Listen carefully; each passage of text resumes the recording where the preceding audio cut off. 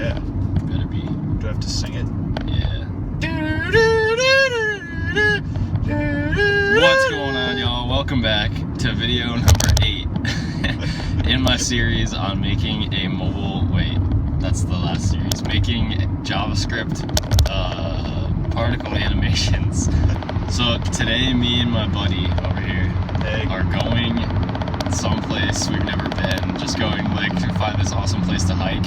And the reason I came up with that idea was because I wanted to shoot another video on the top of this mountain, but then I realized that I don't know if I want to hike all the way up the mountain with like my computer in my bag and it's like right on my back and I don't want it to like break or anything. So I decided just to film this on the way there instead, but I will show some footage at the end of the video of our hike so you guys can see what we're seeing there. Alright, so in the last video, we started working on our Emitter Constructor, and I told you that we needed to add those last 2 functions into our constructor because we already added all the other properties that it needs. So now we just need to add these 2 remaining pieces. So the first one we're going to talk about is this dot get particle sample amount.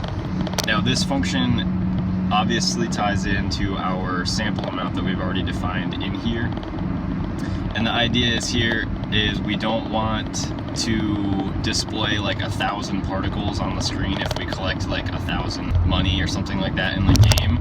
We would want to limit it to like maybe 25 particles is what I'm using in my game. So if the most particles you see on the screen is 25, but you want the meter to count up every time a particle hits the thing, then you have to obviously divide that total number by the number of particles so that each time a particle hits, it'll add up a portion of what we're collecting.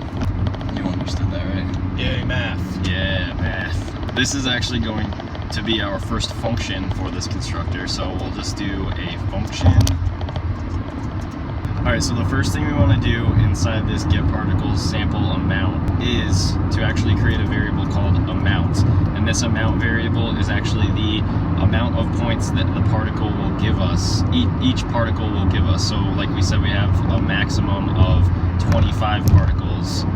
So each particle has to give us obviously more if the collection amount is greater than 25.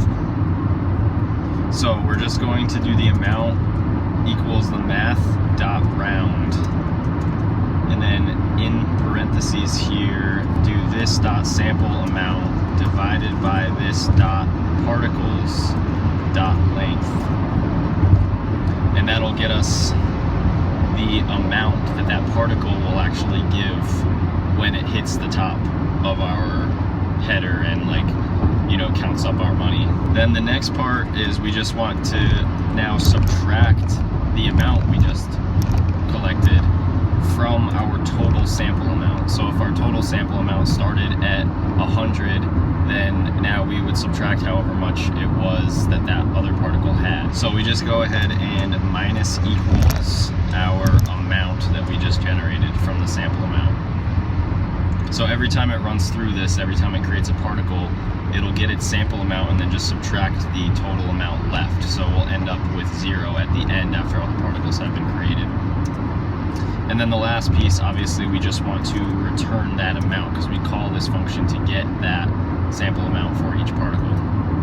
The next function is the most important because obviously it's the thing that spawns our particles. So we're going to set this dot spawn particles equal to a function.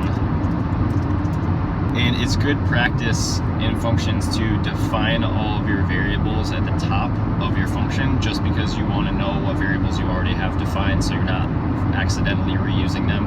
So in this case, we'll just define all of our variables up here. So even if you're in a loop, usually you do like variable I equals 0 and then, you know, like while I is less than whatever. But in this case, we'll just define I here at the top so we know we've used it. So we'll do I equals 0, then X equals 0. Then our y equals 0, f equals 0, and then we'll just have another variable o equal our data.easings, which doesn't exist yet, but we will create that. So I'm just going to jump up here and create a new variable called easing.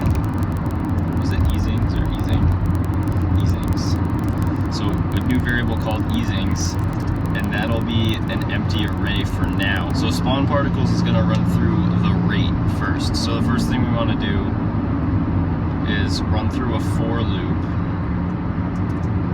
And we already defined I, so we just do that. And then we'll say while I is less than the this dot rate, and then I plus plus.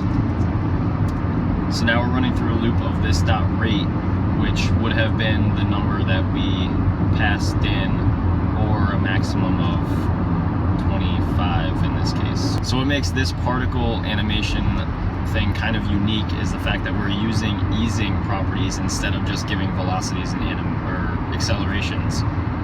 So in this case, we're actually taking easing functions that actually just ease our particles in different ways to get them to their final destinations.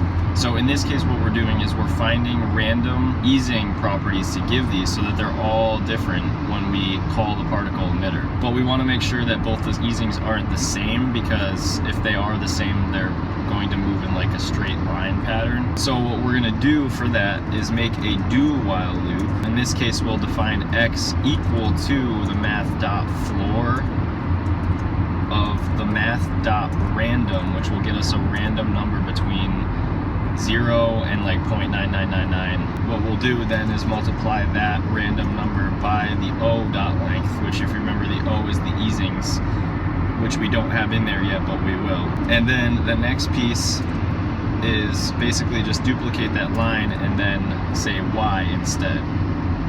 So now we're getting both those properties, but now what we want to do is just do a while loop and check to make sure that x does not equal the y. So what happens is, if the x does equal the y, it will run that loop again, and it will continue to run that loop as long as those are equal, and then when they're not, it'll stop. Our next piece is so that all the particles don't get to the end at the exact same time, because that would look kind of weird. So we want to vary, you know, the amount of time it takes for them to reach the end of their path. So what f is frames, basically, because now we're running over a certain amount of frames, but we want to vary the number of frames it takes for it to get to the end. So in this case, what we're going to do is set f equal to the math.floor to remove any decimals we may have, and then just do a math.random again, but this time multiplied by 15 and then add 30. So what this does is it'll be a base of 30 and then a variation of 15 added to that. So it'll be, you'll get a number of frames between 30 and 45 in this case. The next two pieces, well, the next one is this .particles.push, and we want to push in a new particle. And then we want to pass in this .position, because the particle is going to start at the emitter's position. And then we want to pass in those easings now. So we're going to grab easing at the x that we grab, because x is just a number, so now we want to grab a part of the array. So we'll grab it at the x position. And then the next one is actually for the y, so we can just do the O at the y position. And then the last piece is passing in the frame, so we're just passing f. And now the last piece we need is just to increment the particle count, so we know how many particles have been added thus far. So we'll do this .particle count plus plus. Alright guys, well, that'll wrap up video number 8, and be sure to stick around if you want to see some footage from this hike. Make sure to comment below what you want to see for my next series. Make sure to like and subscribe, and I will see you guys in number 9. Peace. Alright, you are here. We gotta go there, and there, and there. Alright, let's do it. So we got our first peak coming up here. There's too many trees in the way. I think there's a better view over here. There's gotta be better up here.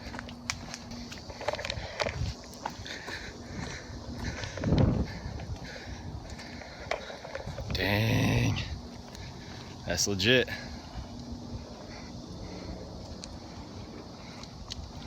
I think I see another peak right there. All right, Alright, we found a way better peak over here. He's about to get on these rocks.